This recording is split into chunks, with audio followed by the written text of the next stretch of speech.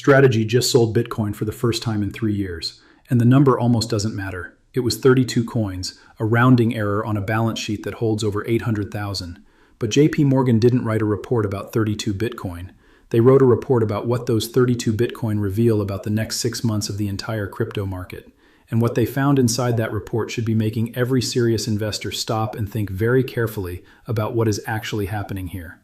This is not a story about one company selling a small amount of Bitcoin. This is a story about the fragility of a narrative that the entire institutional Bitcoin trade has been built on, and what happens when that narrative gets its first crack. If you are someone who wants to understand what is actually going on underneath the headlines in this market, not the Twitter noise, not the price ticker, but the real structural forces and the real institutional thinking, then this channel is where that analysis lives. Every video goes deeper than the surface. Hit subscribe and make sure the bell is on so you don't miss the analysis when this story develops further. And if what you're about to hear gives you something the rest of the internet isn't giving you, the like button tells the algorithm that more people need to see this.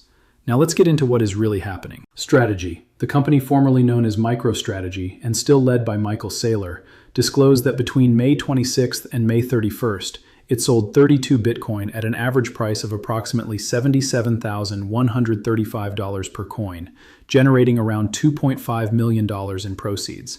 That's their first publicly disclosed Bitcoin sale since 2022.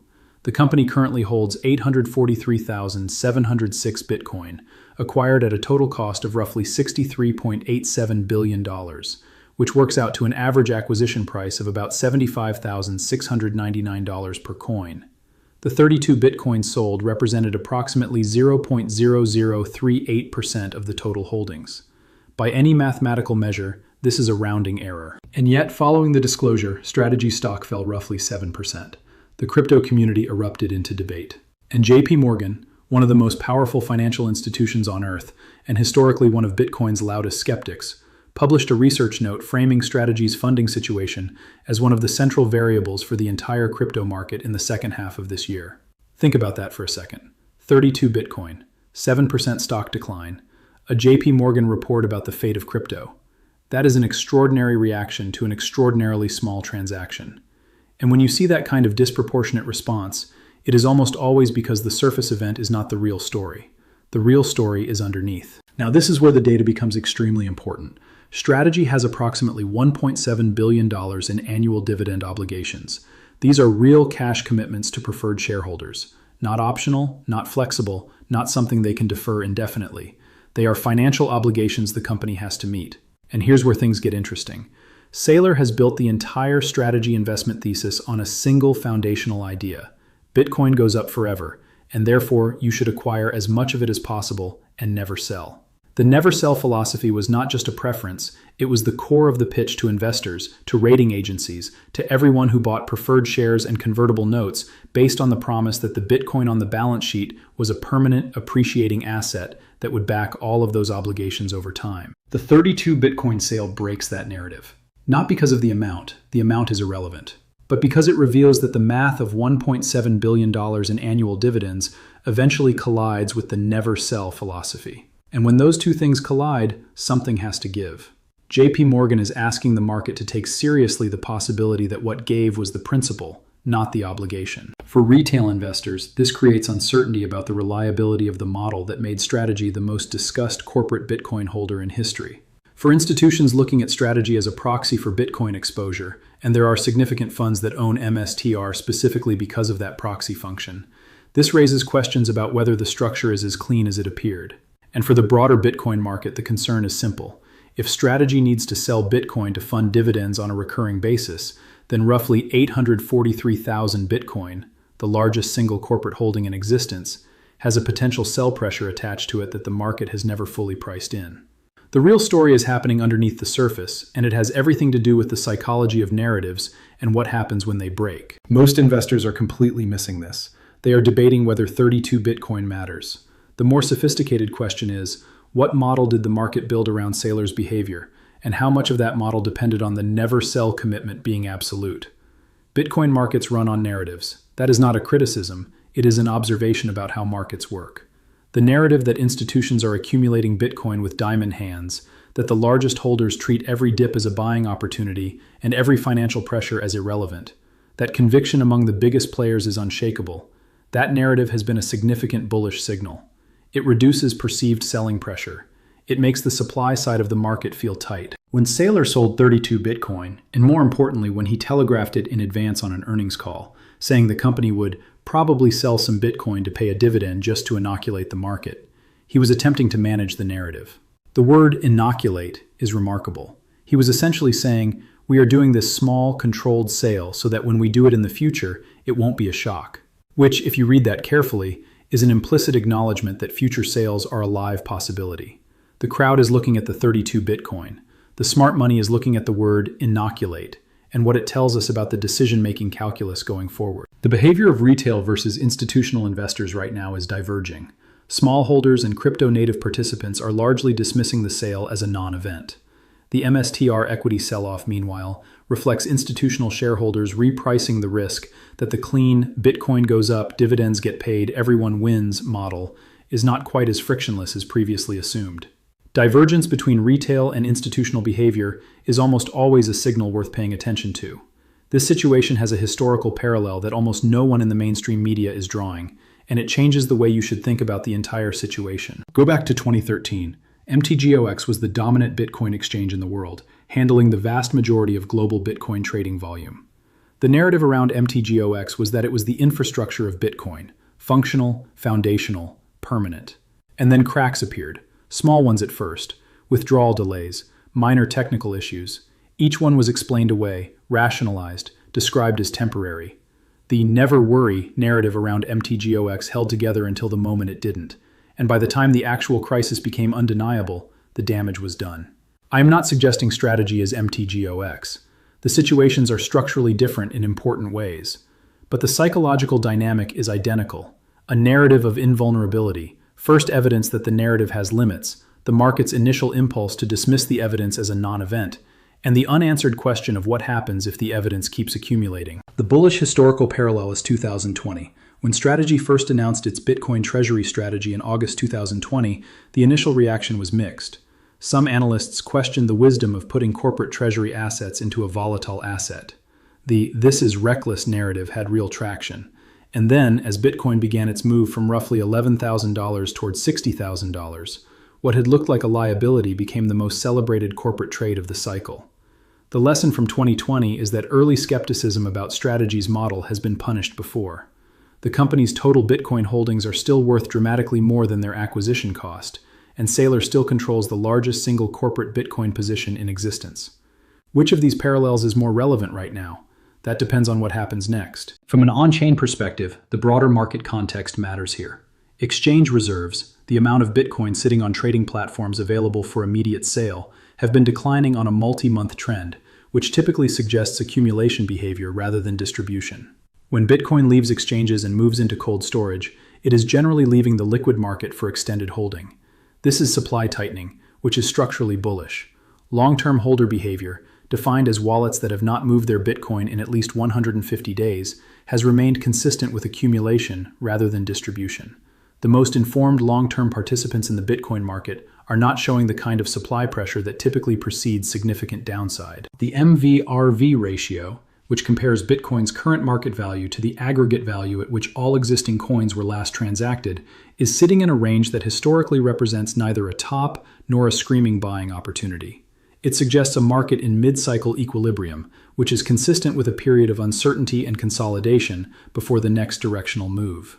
What on-chain data cannot tell us is how Strategy's future decisions will affect the supply side of the equation. And that is precisely the gap that JPMorgan's note is pointing to. The macro context adds another layer. The Federal Reserve is navigating an environment where inflation has proven stickier than expected, where rate cuts are possible but not certain, and where the global money supply continues to expand even as dollar liquidity tightens in some markets. Bitcoin's long-term thesis, fixed supply, programmatic scarcity, a hedge against currency debasement, has not changed.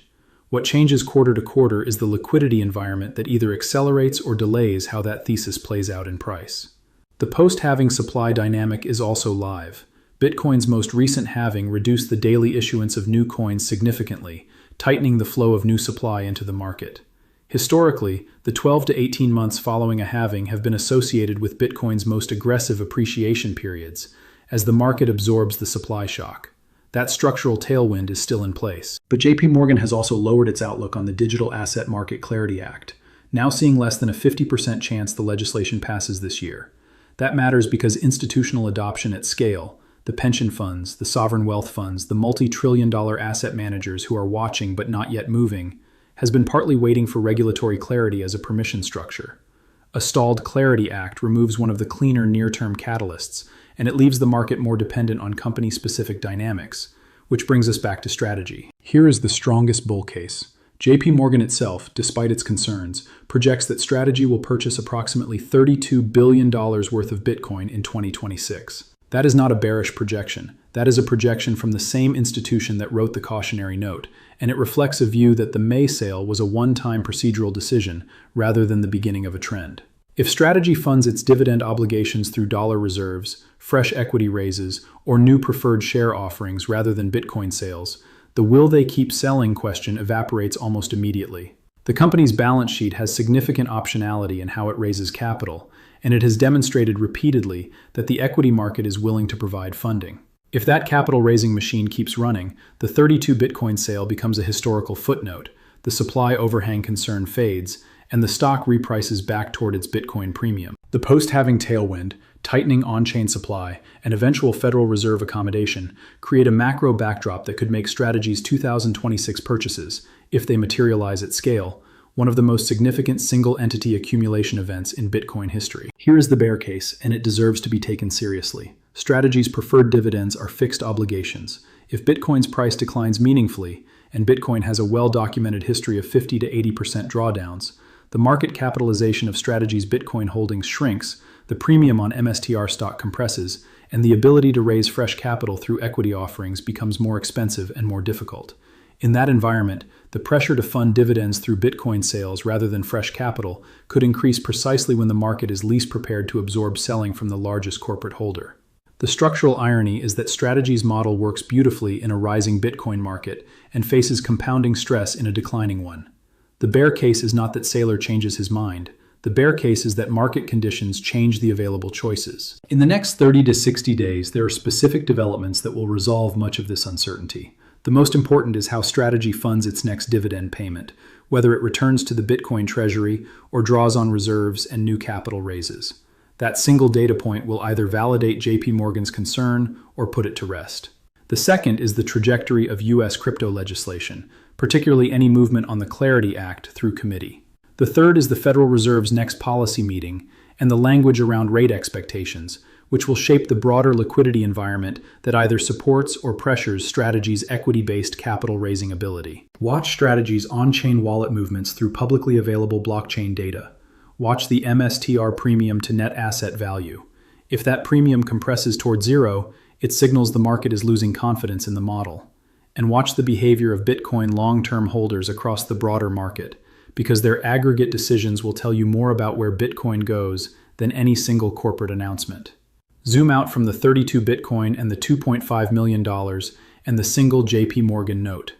What this story is really about is the nature of conviction and what it costs to maintain it under financial pressure. The most powerful idea in the Strategy thesis was not the Bitcoin itself, it was the behavioral commitment.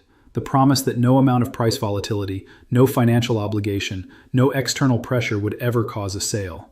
That behavioral commitment, credible and sustained over years, is what made Strategy's Bitcoin holdings worth more to the market than their raw asset value. A company with 843,000 Bitcoin it will never sell is more valuable, as a signal, than a company with 843,000 Bitcoin it might sell under certain conditions. The moment never becomes probably not, which is exactly what Saylor's earnings call language revealed. The market reprices the signal. Not dramatically, not immediately, but structurally. And that structural repricing is what you are watching happen in real time. Bitcoin's story is bigger than any single company. The 21 million supply cap doesn't care about quarterly earnings. The halving cycle doesn't care about preferred dividends. The global migration of capital toward non-sovereign fixed supply assets doesn't care about Michael Saylor's funding strategy. But in the short to medium term, the behavior of the single largest corporate holder matters to market structure in ways that are worth understanding clearly. So I want to ask you directly, do you think Strategy's never sell commitment was the source of its value to the Bitcoin market? And now that the commitment has its first visible crack, does the entire thesis need to be repriced? Or is this a non-event that the market will have completely forgotten by the end of the year? I genuinely want to know what you think. Leave it in the comments below.